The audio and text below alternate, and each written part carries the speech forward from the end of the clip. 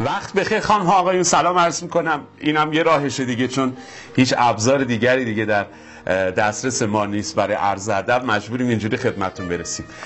امروز توی این سلام علیک میخوام یه سلام ویژه بکنم به آقای وزیر مسکن، وزیر دلار که البته وزیر نداره، وزیر مسکن که الان میدونم یه خودم خسته هستن، از نیویورک تشریف آوردن، انشالله که خوش گذشته باشه. نیویورک خیلی خوب جاییه. ما یه رفیق اصفهانی داشتیم و خوب جاییه نیویورک.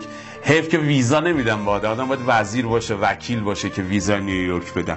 من به آقای وزیر مسکن عرض میکنم که اصلا گوش نکنن به انتقادایی که میکنن. هر کسی جای ایشون بود، وزیر بود، میخواست بره نیویورک، حتما این کارو میکرد. یعنی بقیه از حسودیشونه که دارن هی انتقاد میکنن شما واسه چی پا شدین رفتین نیویورک. فکر کن بانکیمون بطلبه ویزام باشه، بعد آدم نره نیویورک که انتقاد نکنن. شما خیلی کار خوبی کردین، الهی دورتون بگردم. ایشالله که بهتون خوشم گذشته باشه، سوغاتیای خوب. ایشالله دفعه بعد بازم دیگه نمیدونم شما وزیر شاید نباشین اون موقع، ولی بالاخره ایشالله هی مستدام باشه، شما هی نیویورک تشریف ببریم.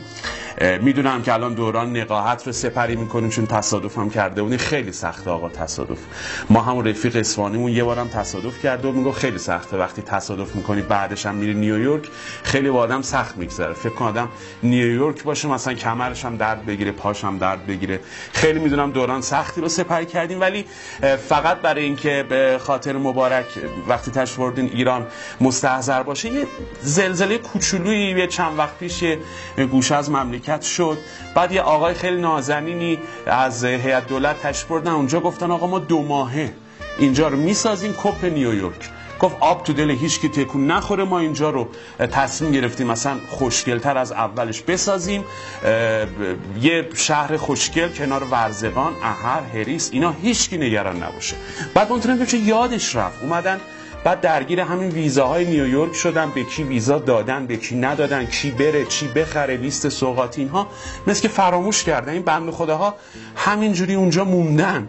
یعنی پیشکشتون خونه بسازیم براشون، حداقل دستور بدیم مردم خودشون کانکس بفرستن، یا دستور بدین مردمی که اونجا هستن سردشون نشه، یا دستور بدین امسال زمستون یه خود دیرتر بیاد، یا دستور بدین که کلا دستور بدین فقط یه کاری بفرمایید که رفع و رجوع بشه. این بنده خدا سردشونه، انشالله که گرمشون بشه. دعا کنن شما سال بعد هم نیویورک تشریف ببرید.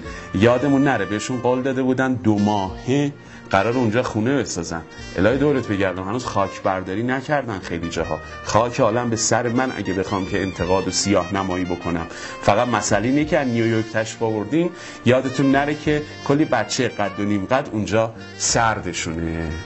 آقای وزیر دلار الان نوشته 3 و خیلی مخلصیم.